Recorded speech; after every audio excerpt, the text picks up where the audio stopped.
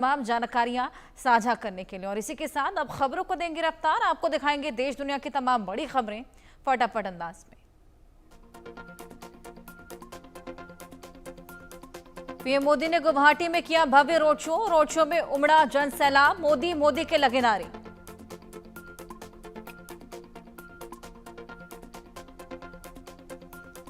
गुवाहाटी में पीएम ने भारत रत्न डॉक्टर भूपेन हजारिका को दी श्रद्धांजलि, उनकी प्रतिमा पर पुष्पांजलि अर्पित की।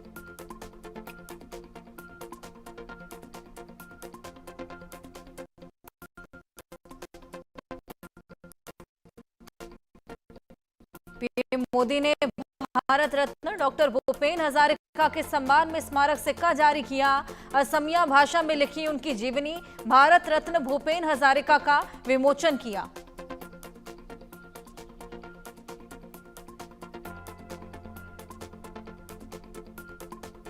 गुवाहाटी में पीएम मोदी ने कहा, 8 सितंबर को भूपेन हजारिका का जन्म दिवस बीता है। इस दिन मैंने भूपेन दा को समर्पित एक लेख में अपनी भावनाएं व्यक्त की थी।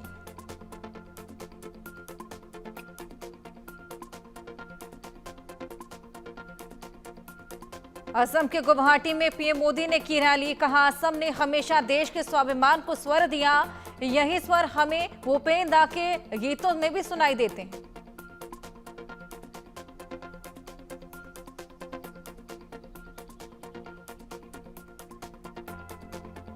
गुवाहाटी में पीएम मोदी ने कहा कि जब 1962 का युद्ध हुआ तो असम उस लड़ाई को प्रत्यक्ष देख रहा था। तब भूपेन दा ने देश की प्रतिज्ञा को बुलंद किया था। उस प्रतिज्ञा ने देशवासियों में नया जोश भर दिया था।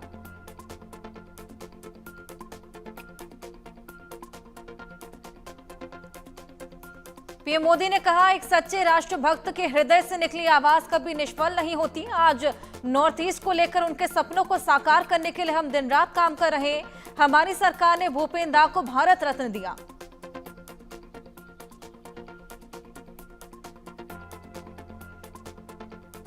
पीएम मोदी ने दी मणिपुर को बड़ी सौगात, करोड़ों की विकास परियोजनाओं का उद्घाटन और शिलान्यास किया। कहा, अब मणिपुर विकास के रास्ते पर।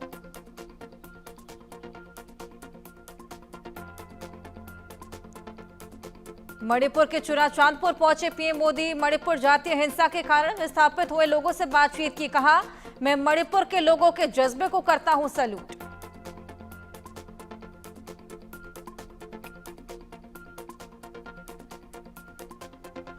मणिपुर के चुराचांदपुर में बोले पीएम मोदी, मणिपुर की धरती हौसले और हिम्मत की धरती, केंद्र सरकार हमेशा मणिपुर के लोगों के साथ खड़ी।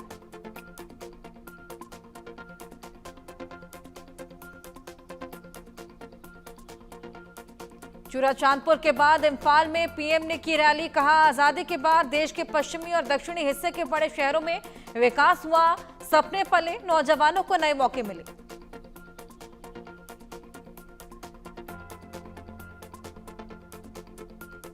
इम्फाल में रैली के दौरान पीएम ने कहा, मणिपुर के विकास को एनडीए सरकार ने निरंतर प्राथमिकता दी। इसी का परिणाम कि मणिपुर की विकास दर लगातार बढ़ रही।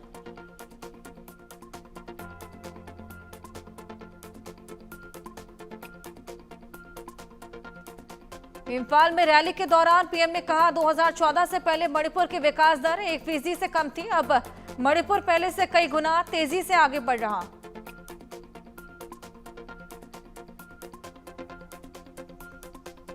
प्रधानमंत्री ने मिजोरम के आइजोल में 5000 करोड़ से अधिक लागत वाली कई विकास परियोजनाओं का शिलान्यास और उद्घाटन किया। प्रधानमंत्री ने मिजोरम को पहली बार भारतीय रेल नेटवर्क से जोड़ने वाली बैराबी सैरांग नई रेल लाइन का उद्घाटन किया।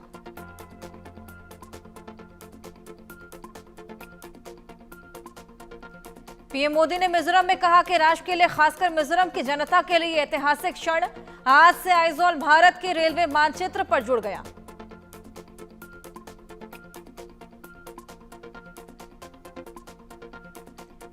पीएम मोदी ने कहा, मैं मिजोरम के लिंगपुई एयरपोर्ट पर हूं। दुर्भाग्य से यहां पर खराब मौसम के कारण मैं आपके बीच आइजोल नहीं आ सका, लेकिन इस माध्यम से भी आपका प्यार, अपना स्नेह महसूस कर रहा हूं।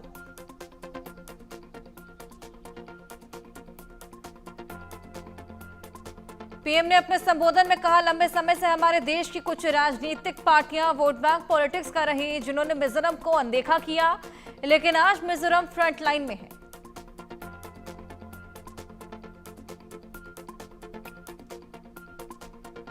पीएम ने कहा कि मिजोरम का एक बड़ा रोल है हमारी नीति और आर्थिक कॉरिडोर में। मिजोरम के लोगों ने हमेशा योगदान दिया, हमेशा प्रेरित किया।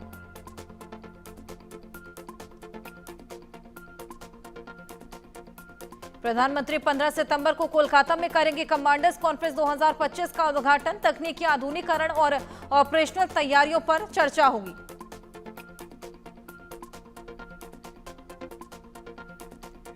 असम के सीएम हेमंत बिस्वा शर्मा ने कहा पीएम मोदी हमारे बीच आए हैं, भूपेंद्र दा को सम्मानित किया, हम असम वासी इसे कभी नहीं भुला पाएंगे।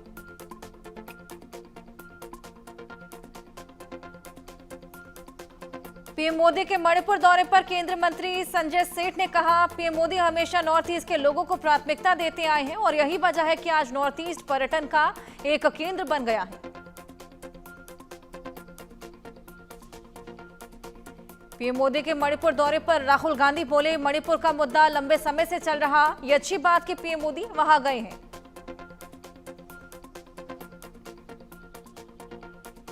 राहुल गांधी ने प्रधानमंत्री मोदी पर फिर किया हमला, कहा देश में मुख्य मुद्दा वोट चोरी का है। हरियाणा और महाराष्ट्र में चुनावी जनादेश चुराए गए, हर जगह लोग वोट चोर कह रहे हैं। पीएम मोदी के मणिपुर दौरे पर मनोज कुमार झा ने कहा प्रधानमंत्री मोदी को मणिपुर आने में बहुत लंबा समय लग गया, मणिपुर के लोगों को मरहम की जरूरत।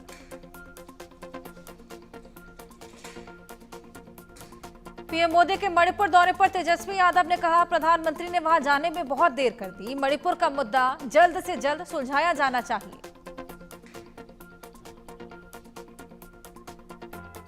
16 से 20 सितंबर तक तेजस्वी की यात्रा, बिहार अधिकार यात्रा निकालेंगे तेजस्वी, लोगों से करेंगे वोट की अपील।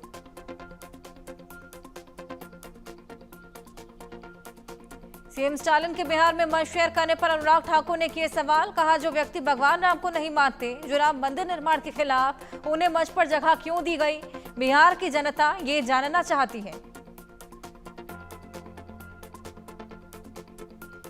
बीजेपी सांसद बांसुरी स्वराज का विपक्ष पर निशाना, कहा कांग्रेस आरजेडी ने पीएम और उनकी मां पर भद्दे शब्दों का प्रयोग किया, बिहार की जनता इसका जवाब देगी।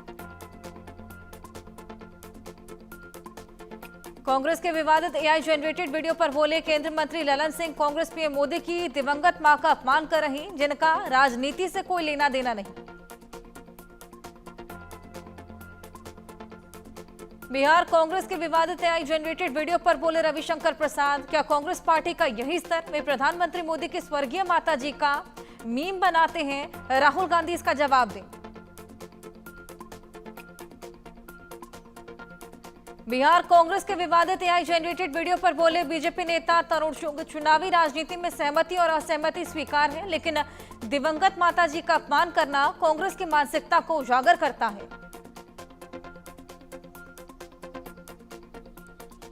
केंद्रीय मंत्री गिरिराज सिंह ने बिहार कांग्रेस को घेरते हुए कहा जो लोग इस तरह का काम कर रहे हैं वो फ्रॉड और चरित्रहीन। बिहार कांग्रेस के वीडियो पर जेडीयू नेता विजय चौधरी का बड़ा बयान, इन लोगों के लिए ये आम बात हो गई, ये सब इसलिए कर रहे हैं क्योंकि शायद विपक्षी दल कुछ ज्यादा ही हताश और निराश हो गए हैं। बिहार कांग्रेस के सोशल मीडिया पोस्ट पर गृह राज्य मंत्री नित्यानंद राय ने कहा पीएम मोदी और उनकी मां को फिर से अपमानित करने का काम किया गया, राहुल और तेजस्वी ने कसम खा ली हम नहीं सुधरेंगे।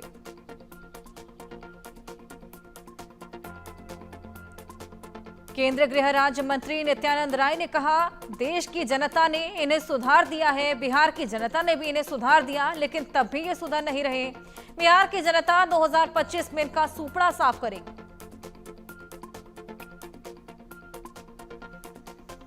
बिहार कांग्रेस के एआई जनरेटेड वीडियो का कांग्रेस नेता पवन खेड़ा ने बचाव करते हुए कहा नसीहत देना माता पिता का कर्तव्य होता है, ये छुई मुई बनकर राजनीति करना सिर्फ पीएम मोदी को आता है और हमें नहीं आता। 10 दिनों के वायनाड दौरे पर प्रियंका गांधी, कहा लोगों की समस्या को सुलझाने के लिए 10 दिन का मिशन लेकर आई।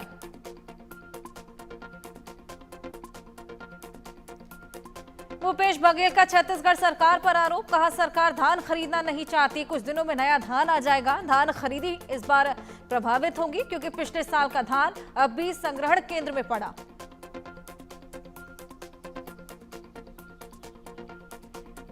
हरियाणा में बाढ़ की स्थिति पर बोले पूर्व सीएम भूपेंद्र हुड्डा, आपदा से पूरे खेत में खत्म हो गए, हरियाणा के किसानों के लिए ये बहुत बड़ा नुकसान।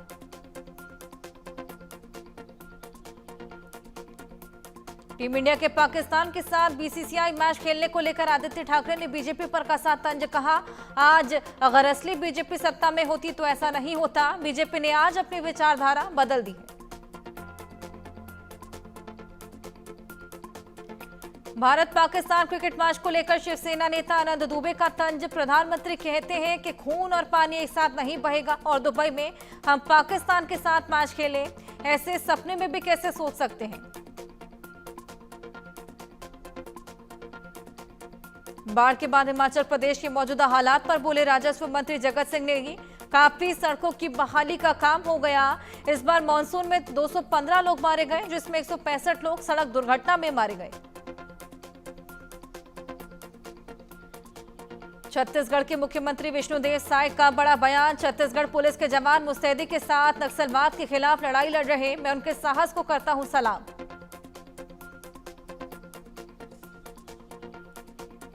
जयपुर में पूर्व मुख्यमंत्री अशोक गहलोत ने बाल राष्ट्रीय एकता शिविर तितली 2025 का किया उद्घाटन, कहा बच्ची में शुरू से ही मूल्य डालने से उसमें नेतृत्व के गुण विकसित होंगे।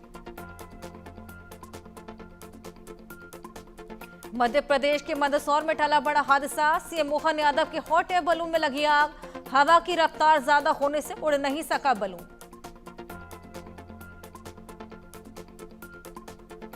पटना में राजस्व विभाग के संविदा कर्मचारियों ने किया प्रदर्शन, बीजेपी कार्यालय के बाहर नारेबाजी की, स्थायी रोजगार की मांग की।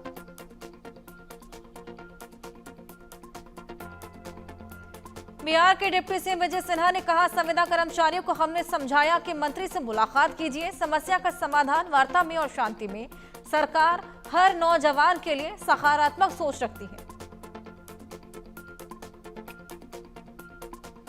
पंजाब में विपक्ष के नेता प्रताप सिंह बाजवा ने कहा आप सरकार वादे पूरे नहीं कर रही, बाढ़ पीड़ित किसानों को जल्द ही सहायता राशि जाए। बॉलीवुड एक्टर सलमान खान ने उपराज्यपाल से की मुलाकात, लद्दाख के उपराज्यपाल कविंद्र गुप्ता से शिष्टाचार मुलाकात।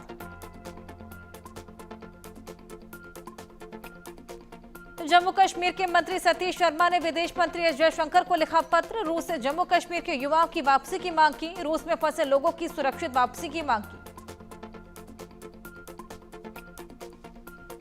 महाराष्ट्र एसीएस को मिली बड़ी सफलता, नागपुर में 2 लोगों को लिया हिरासत में, आरोपियों का पाकिस्तानी कनेक्शन आया सामने, सोशल मीडिया पर सक्रिय थे दोनों आरोपी। बरेली में अभिनेत्री दिशा पाटनी के घर पर फायरिंग, 2 बाइक सवारों ने दिशा पाटनी के घर पर फायरिंग की।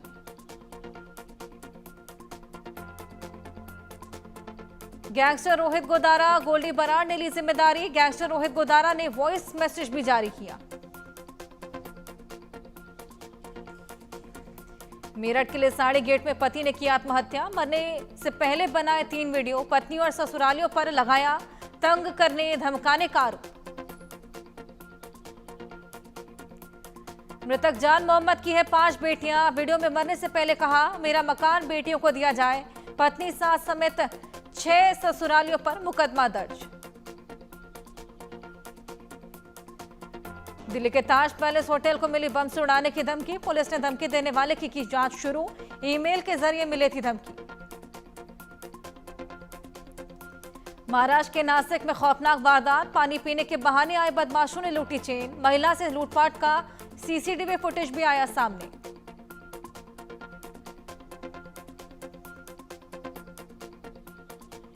जम्मू के अखनूर में मिला संदिग्ध ड्रोन, पुलिस ने ड्रोन को लिया कब्जे में, जांच जारी। ग्रेटर नोएडा में सीए की पत्नी बेटे संग 13वीं मंजिल से कूदी, दोनों की मौत, सुसाइड नोट में पति ने लिखा सॉरी। ग्रेटर नोएडा वेस्ट की इस सोसाइटी का मामला।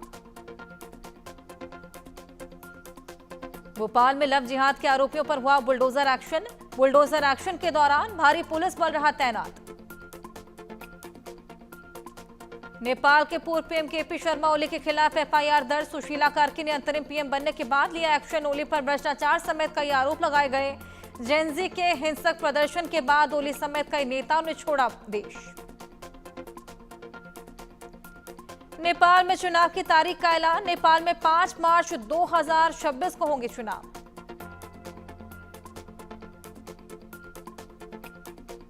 इजरायल के पीएम नेतन्याहू का बड़ा दावा। फिलिस्तीन देश का गठन कभी नहीं होगा। ये जमीन हमारी, हम अपनी विरासत और जमीन की करेंगे रक्षा। पीएम नेतन्याहू ने किया बड़ा दावा। कहा, पूर्वी यरूशलेम के पास 12 वर्ग किलोमीटर के क्षेत्र में हजारों नए घर, सड़कें और बुनियादी ढांचे का निर्माण किया जाएगा। प्रोजेक्ट की लागत करीब 1 अरब अमेरिकी डॉलर। अमेरिका के राष्ट्रपति ट्रंप के करीबी चार्ली किर्क की हत्या करने वाले टाइलर रॉबिन्सन को पुलिस ने किया गिरफ्तार। वारदात को अंजाम देने के बाद आरोपी घटनास्थल से 400 किलोमीटर दूर तक भाग चुका था। पाकिस्तान के खैबर पख्तूनख्वा में टीटीपी ने पाकिस्तानी सेना के काफिले पर किया बड़ा हमला। टीटीपी के हमले में 12 पाकिस्तानी सैनिकों की मौत। जवाबी कार्रवाई करते हुए पाकिस्तान की सेना ने टीटीपी के 13 लड़ाकों को मार दिया। दरअसल टीटीपी ने हमले की जिम्मेदारी ली थी और हथियार लूटने का भी दावा किया था।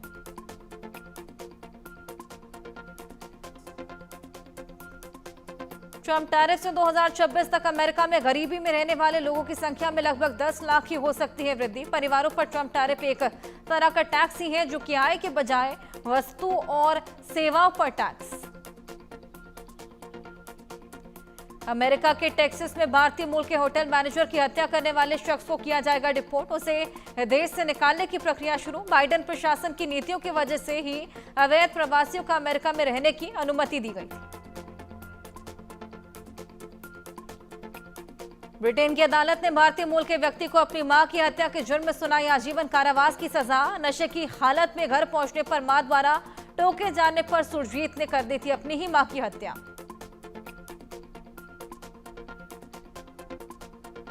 एआई मंत्री वाला दुनिया का पहला देश बना अल्बानिया। भ्रष्टाचार को खत्म करने के लिए बनाया गया एआई मंत्री। ये कोई इंसान नहीं बल्कि एक वर्चुअल मंत्री है।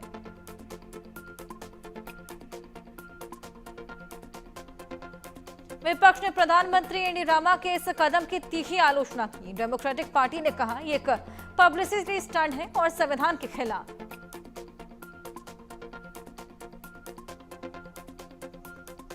रूस में महसूस किए गए भूकंप के तेज झटके। कामचटका इलाके में महसूस किए गए झटके। रिक्टर स्केल पर 7.1 रही तीव्रता। रूस के कामचटका में भूकंप के चलते सुनामी का अलर्ट। 300 किलोमीटर के दायरे में आने वाले समुद्री तटों पर चेतावनी जारी। हांगकांग ओपन बैडमिंटन टूर्नामेंट के मेंस डबल्स के फाइनल में पहुंचे सात्विक और चिराग। चाइनीज ताइपे की जोड़ी को सीधे गेम में हराया। दलीप ट्रॉफी का फाइनल मैच सेंट्रल जोन और साउथ जोन के बीच खेला जा रहा। मुकाबले के तीसरे दिन स्टंप्स तक साउथ जोन ने दूसरी पारी में 2 विकेट के नुकसान पर 129 रन बनाए। रविवार को फिर शुरू होगा मैच। एशिया कप में पाकिस्तान ने अपना पहला मैच जीता। पहले बैटिंग करते हुए पाकिस्तान ने 160 रन बनाए। ओमान की टीम 16 ओवर में 67 रन पर ढेर हुई। टोक्यो में शुरू हुआ वर्ल्ड एथलेटिक्स चैंपियनशिप। 17 सितंबर को भाला फेंकते नजर आएंगे नीरज चोपड़ा। भारत ने 19 प्लेयर्स का स्क्वाड भेजा। इंग्लैंड में वर्ल्ड बॉक्सिंग चैंपियनशिप में हरियाणा की भिवानी की 2 बॉक्सर्स नूपुर और जैस्मिन लबेरिया ने अपना प्रदर्शन दिखाया। मेक इन इंडिया का दिखने लगा कमाल। घट गया बड़ी कंपनियों का इंपोर्ट बिल। पीएम मोदी ने सेमीकंडक्टर सेक्टर के लिए पेश किया शानदार विजन। कहा, देश में 1.5 लाख करोड़ रुपए से अधिक के सेमीकंडक्टर प्रोजेक्ट्स पर तेजी से चल रहा काम। भारत यूरोप के बीच एफटीए को लेकर 13वें राउंड की बातचीत हुई पूरी। कॉमर्स मिनिस्टर पीयूष गोयल ने ट्रेड एग्रीमेंट को चैप्टर्स कंप्लीट बताया। इस हफ्ते भी सोने चांदी के दामों में बढ़त बनी रही। 13 सितंबर को 1,09,707 रुपया पहुंचा सोना। 25 साल तक बिहार को अपनी बिजली से रोशन करेंगे गौतम अडानी। बिहार राज्य विद्युत उत्पादन कंपनी लिमिटेड में अडानी करेंगे 26,482 करोड़ का निवेश।